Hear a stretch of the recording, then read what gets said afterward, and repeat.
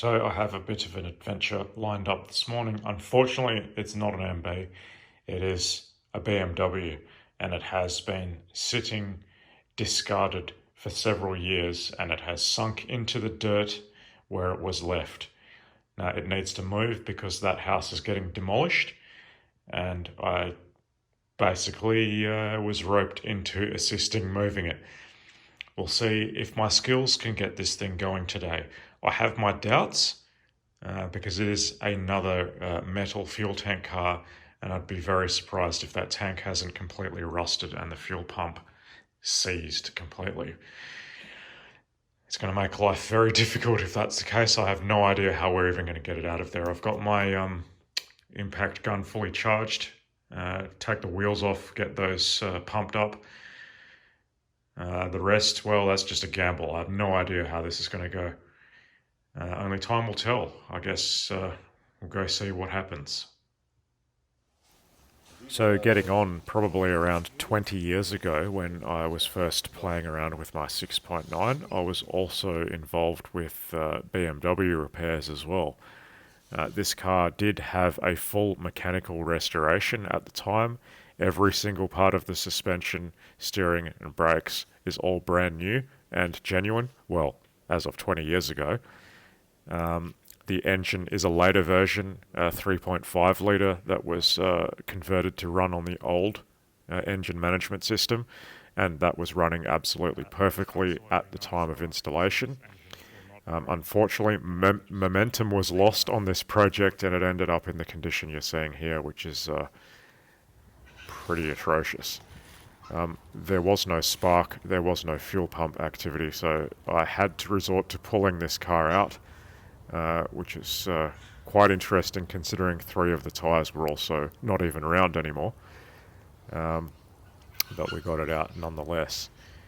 Here is a preview of what parts look like that were brand new 20 years ago and have just been left decaying out in the weather for God knows how long. Yes, it is particularly sad, but it was not my car. I just assisted with this project.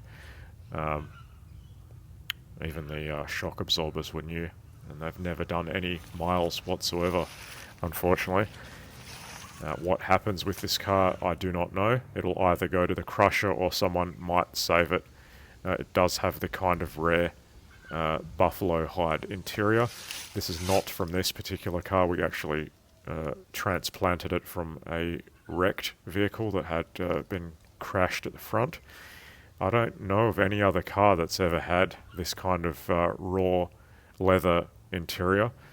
It's not coloured or anything, it's just like a horse saddle, and you clean it in the same manner. It's really quite unique. I'm not sure of MB ever having an interior like that.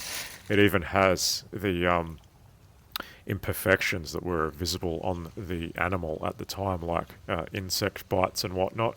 It was documented that that was a feature.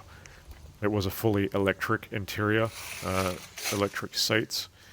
We retrofitted those. This car didn't originally have those. It's kind of like what I did with my red car, but I hope my red car never ends up looking like this.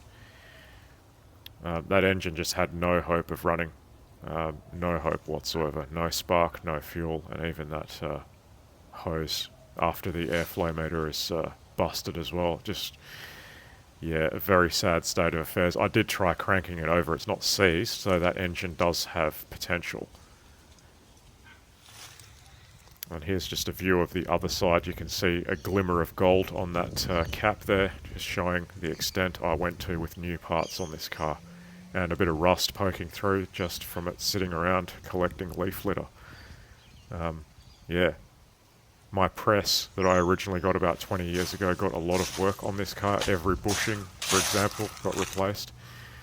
These are metric wheels as well, so getting tyres for those are kind of difficult, but anyway, we managed to get it out, so it's ready to get picked up and recycled or get another life. That is to be determined.